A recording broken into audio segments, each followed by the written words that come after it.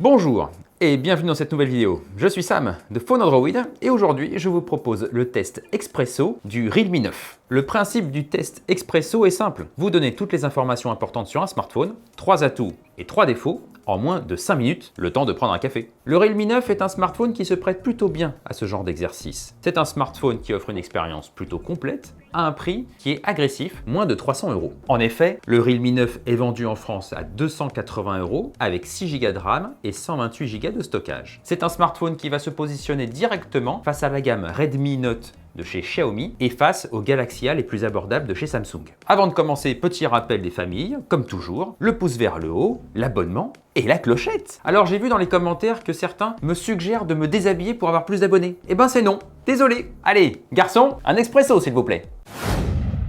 Commençons ce test expresso avec les 3 atouts du Realme 9. Le premier atout de ce Realme 9 concerne son écran. Il s'agit d'une belle dalle Super AMOLED 90 Hz de 6,4 pouces. C'est la première fois que Realme intègre dans un téléphone abordable une dalle qui est en même temps AMOLED et 90 Hz. Alors, vous trouverez ça aussi chez les concurrents, chez Samsung par exemple, chez Oppo ou chez Xiaomi, mais c'est la première fois que vous avez ça chez Realme. C'est une dalle qui est bien contrastée, c'est une dalle qui est très fluide et en même temps, la coloris est plutôt bien maîtrisée. En effet, avec le mode naturel, parmi les 4 modes d'affichage qu'il y a à l'intérieur, eh bien, vous avez un delta E de 2,6 seulement. Le deuxième atout concerne la photographie. Vous avez à l'arrière un capteur photo principal de 108 mégapixels. Ce capteur principal offre de belles photos en journée et même en soirée grâce au mode nuit. Si vous ne mettez pas le mode nuit, attention, la qualité va se dégrader. Mais si vous mettez le mode nuit, là vous avez des belles photos avec de belles couleurs. Le capteur selfie est également très intéressant à l'avant et le mode portrait, que ce soit avec le capteur selfie ou le capteur principal, offre de jolis clichés également. Le troisième atout du Realme 9 est certainement son plus gros atout, c'est l'autonomie. À l'intérieur de ce téléphone, vous retrouvez une batterie de 5000 mAh.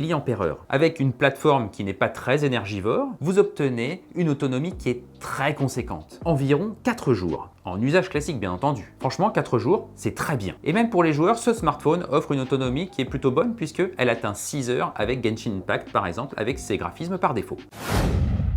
Après les atouts, nous passons aux défauts. Le premier défaut du Realme 9 que je souhaite aborder concerne l'écran, et plus précisément la luminosité. Je pense que cette luminosité est un peu faible. En effet, en mode manuel, la luminosité maximale ne dépasse jamais les 500 nits, même avec le mode le plus lumineux, c'est-à-dire le mode intense. Moi, je préfère clairement que ça dépasse les 500 nits. Le deuxième défaut de ce smartphone concerne les performances. À l'intérieur du Realme 9, vous retrouvez un Snapdragon 680. C'est un SoC plutôt entrée de gamme de chez Qualcomm. Il offre une puissance largement suffisante pour les applications du quotidien, mais en revanche pour jouer c'est pas top. Par exemple Genshin Impact, même avec les graphismes par défaut, subit quelques ralentissements désagréables. Le dernier défaut sur le Realme 9 que je souhaite aborder concerne la photographie. Outre le capteur 108 mégapixels que vous retrouvez derrière, vous retrouvez également 2 autres capteurs secondaires, 8 mégapixels pour l'ultra grand angle et 2 mégapixels pour les macros. Évidemment, ce sont 2 capteurs qui n'offrent pas du tout la même qualité photographique que le capteur principal. Bien évidemment, vous avez des photos qui sont correctes quand la luminosité est bonne, mais quand les conditions de lumière deviennent fâcheuses, eh bien évidemment, la qualité va baisser drastiquement.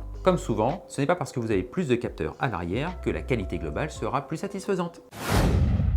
Qu'est-ce que je pense de ce Realme 9? Eh bien, au global, nous avons, comme promis, une expérience satisfaisante à un prix qui est plutôt correct. Nous avons bien évidemment un vrai atout dans ce smartphone qui est l'autonomie. 4 jours d'autonomie en usage classique. Ça, franchement, c'est très bien. Bien sûr, nous avons vu quelques défauts, même de gros défauts, mais si vous n'êtes pas joueur et que vous n'êtes pas un expert de la photo, finalement, ce smartphone pourrait vous correspondre. Attention cependant, le rapport qualité-prix du Realme 9 n'est pas forcément le meilleur aujourd'hui sur le marché. Moi, je préfère par exemple le Redmi Note 11. Pour une centaine d'euros de moins, le Redmi Note 11 offre une expérience globale plus satisfaisante, mais Xiaomi est allé un peu plus loin sur certains détails, notamment sur l'écran par exemple. Nous sommes arrivés au terme du test expresso du Realme 9. Merci beaucoup de nous avoir suivis jusqu'ici. J'espère que ce test vous a plu. Si vous avez des questions, on se retrouve bien évidemment en commentaire. N'hésitez pas également à nous dire si vous aimez ce format test expresso et puis s'il y a des choses à améliorer évidemment. Pour ma part, je vous retrouve très bientôt sur la chaîne Phone Android avec un nouveau test. D'ici là, portez-vous bien.